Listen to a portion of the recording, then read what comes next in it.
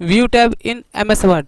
तो देखिए सबसे पहले हम चलते हैं start button, all programme, Microsoft office. इसमें जाने के बाद माइक्रोसॉफ्ट ऑफिस वर्ड 2007, ये हमने MS वर्ड ओपन कर लिया। तो देखिए यहाँ पे एक ऑप्शन है हमारे पास व्यू टैब।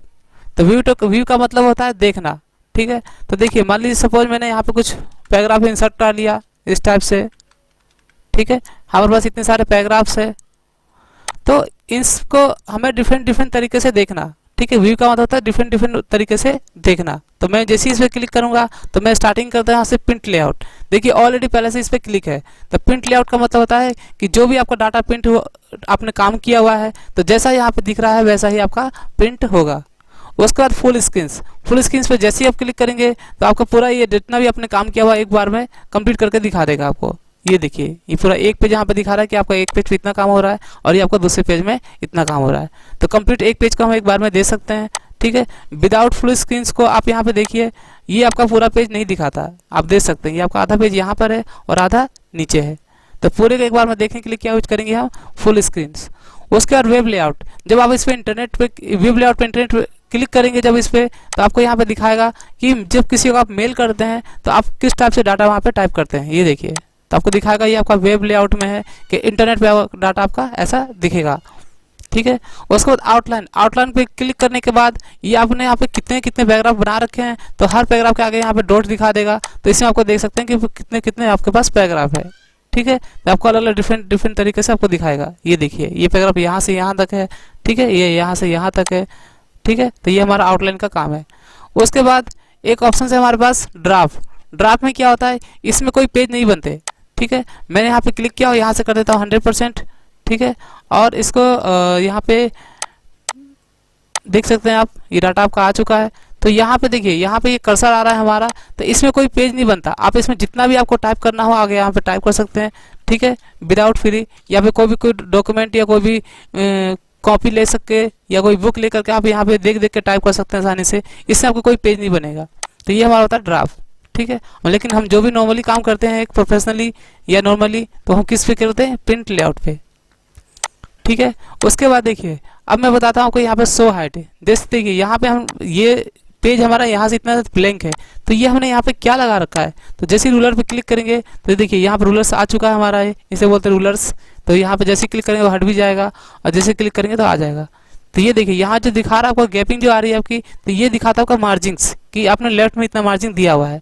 तो आपको पहले भी बता चुका हूँ कि आपको मार्जिन कम करना हो या ज़्यादा करना हो तो आप हमारे पेज लेआउट में जाकर के मार्जिन में जाकर के कस्टम मार्जिन में जाकर के और यहाँ पे आप लेफ्ट में या राइट में या टॉप में या बॉटम में सेट कर सकते हैं, ठीक है।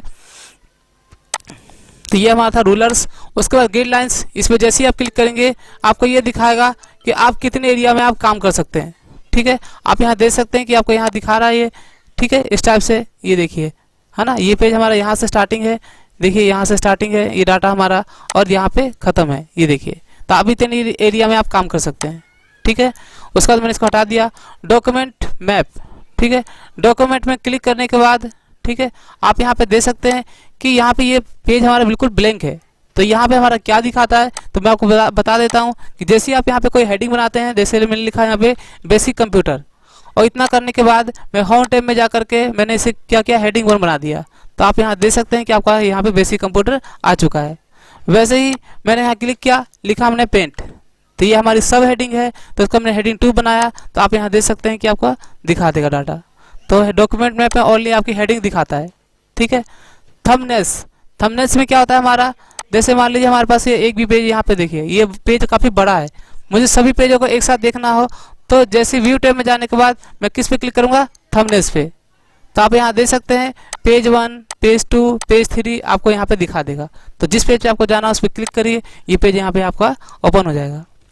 तो आपको शो हाइट समझ में आ गया होगा। अब हम चलते हैं जूम, ये हमारा जूम का पार्ट है। तो जूम पे हम जैसे ही क्लिक करेंगे तो आप यहाँ देख सकते हैं ये आपका 140% पे आप देख रहे हैं, ये पेज हमारा 140% पे है। आपका 100% भी देखना है आपको, तो यहाँ पे आप 100% करके ओके कर दीजिए। ये देखिए आपको 200% करना है तो यहाँ पे जाइए और यहाँ पे क्लिक कर दीजिए। तो आप देख सकते हैं आपका डाटा ये 200% पे दिखा रहा है। तो मोस्टली जो हम काम करते हैं 200% पे। ये आपका देखिए कभी भी आपका पेज कभी छोटा या बड़ा हो जाए तो आप सीधा व्यू टैब में आकर के 100% पे क्लिक करिए, वो आपका एक्चुअल साइज में आ जाएगा, ठीक है। उसके बाद देखिए यहाँ पे एक ऑप्शन है हमारे पास वन पेज जैसे ही क्लिक करेंगे तो आप एक पेज को पूरा एक बार में दे सकते हैं। टू पेज पे क्लिक करते हैं तो ये आपको 2 पेज एक बार में दिखा देगा। और किसी एक पेज को बड़े साइज में देखना हो तो पेज विड्थ पे क्लिक करिए तो ये आपको पूरे फुल स्क्रीन में यहाँ पे दिखा देगा इस टाइप से। ठीक है, हाँ, ये हमारा 184% पे आपको दिखा रहा है। देखिए अरेंज ऑल क्या होता है हमारा, जैसे मैंने यहाँ पे एक न्यू पेज लिया, देखिए इस टाइप से। अगर आपको कोई ऐसा काम मिले कि एक दूसरे पेज से आपको इस पेज पे काम करना हो, ठीक है, जो भी आपने उस पास के पेज पे काम किया हुआ है उसमें से देख के इस पे करना होगा, तो देखिए अगर हम माउस से करें तो यहाँ जाके यहाँ क्लिक करना पड़ेगा इस टाइप से। फिर मैं यहाँ पे एक लाइन पढ़ूंगा बेसिक कंप्यूटर, फिर यहाँ गया, फिर इस पर क्लिक किया और यहाँ लिखा मैंने क्या, बेसिक कंप्यूटर। तो मुझे हर बार इस पेज पे यहाँ पे क्लिक करना पड़ेगा। तो एक ऑप्शन है हमारे पास व्यू टैब में अरेंज ऑल, तो आप 2 डॉक्यूमेंट को एक साथ दे सकते हैं। जैसे ही मैं इस पर क्लिक करूंगा तो आप यहाँ दे सकते हैं आपका ये आपका काम किया हुआ डाटा है, ठीक है, और ये आपका जिस पे आपको काम करना है। तो मैंने इसको ऊपर कर दिया और इसको नीचे कर दिया, आप वहाँ से देख देख के आसानी से टाइप कर सकते हैं। ठीक है, तो अरेंज ऑल आपको समझ में आ गया होगा। अब ये हमारा हॉरिजॉन्टल में है, लेफ्ट से राइट।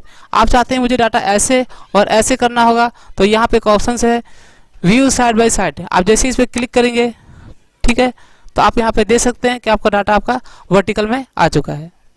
ठीक है, इतना करने के बाद अब मैं आपको बताता हूँ यहाँ पे एक last option switch window and macros. ठीक है, तो देखिए जैसे मान लीजिए मैं दोबारा से एक नया पेज लेता हूँ तो ये हमारे पास 2 पेज हो गए। देखिए 2 डॉक्यूमेंट हो गए अलग अलग। मैं अभी यहाँ पे एक न्यू पेज पे काम कर रहा हूँ, तो मुझे दोबारा उस दूसरे वाले पे जाना हो तो आपको यहाँ ना जा करके, ठीक है, आप सीधा यहीं से स्विच डॉक्यूमेंट कर दीजिए। आप डॉक्यूमेंट 1 पे आ गए। आपको डॉक्यूमेंट 2 पे जाना है तो यहाँ जाके स्विच डॉक्यूमेंट 2 कर दीजिए, डॉक्यूमेंट 2 पे चले गए। ठीक है, तो स्विच आपको समझ में आ गया होगा। अब हम चलते हैं मैक्रोज। मैक्रोज बहुत ही इंपॉर्टेंट पार्ट MS वर्ड का, ये हमारे टाइम को सेव करता है। ठीक है, जैसे इनका यूज हम क्यों करते हैं और कब करते हैं, देखिए मैं आपको बताता हूँ। जैसे मान लीजिए आप कोई मोबाइल में रिकॉर्डिंग का बटन है और उसको ऑन करने के बाद किसी भी एक लाइन को या कोई भी आप सॉन्ग्स जैसे ऑलरेडी पहले से कंप्यूटर में है, तो ऑलरेडी कंप्यूटर पहले से है, ठीक है, या मोबाइल में है, तो आप उसे सुनने के लिए क्या करते हैं, बटन क्लिक करते हैं तो आपको उसे कई बार, 1 बार 2 बार 3 बार 4 बार जितनी बार सुनना तो सुन सकते हैं। तो ठीक उसी तरीके से है ना, मैक्रोज क्या होता है हमारा कि आप यहाँ पे किसी चीज़ को अगर बार बार करते हैं तो आप उसको एक बार रिकॉर्ड कर दीजिए और जब आपको चाहिए वहाँ पे आप ले सकते हैं। तो मैं एग्जांपल आपको दिखाता हूँ कि कैसे यूज करते हैं यहाँ पे प्रैक्टिकली। तो देखिए मैक्रो में जाने के बाद आपको क्लिक करना रिकॉर्ड मैक्रो। जैसे ही मैं इस पर क्लिक करूँगा यहाँ से पूछेगा आपको नाम, ठीक है, किसी नाम से मैंने दे दिया यहाँ पे हेड 1। उसके बाद यहाँ पे एक ऑप्शन है कीबोर्ड, तो कीबोर्ड पे जैसे ही मैं क्लिक करूँगा, ठीक है,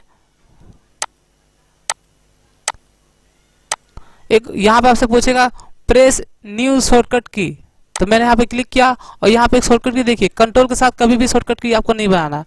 कोई ऐसी शॉर्टकट की आपको यूज करना है जो आप बहुत ही कम यूज करते हैं। तो मैंने यहाँ पे अल्ट के साथ बना दिया, Alt+D, कीबोर्ड से प्रेस किया मैंने Alt+D और यहाँ पे क्या कर दिया असाइन, और उसके बाद यहाँ कर दिया क्लोज। ठीक है, तो आप यहाँ पे देख सकते हैं कि हमारे पास माउस के साथ साथ एक रिकॉर्डिंग का सिंबल भी आ रहा है। ठीक है, तो अब देखिए मैं यहाँ पे जाकर के होम में मैंने कुछ यहाँ पे डाटा बना लिया, ऑल प्रोग्राम, ऑल बॉर्डर, फिर यहाँ से सेटिंग कलर लगा दिया। ठीक है, बोल्ड, इटैलिक, अंडरलाइन मैंने इस टाइप से टाइप किया। ठीक है, उसके बाद मैंने क्या किया, व्यू टैब में जाकर के इस रिकॉर्डिंग को मैंने यहाँ पे स्टॉप कर दिया और मैंने यहाँ पे कुछ हेडिंग टाइप कर ली, कैरियर ऑब्जेक्टिव।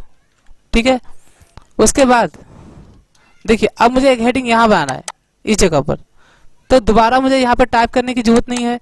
ठीक है, ये ज़्यादा सारा फॉर्मेटिंग नहीं करना मुझे, सिर्फ जो हमने शॉर्टकट की यूज़ किया था Alt+D उसे प्रेस करिए, आप देख सकते हैं ये हेडिंग हमारा आ चुका है बनके।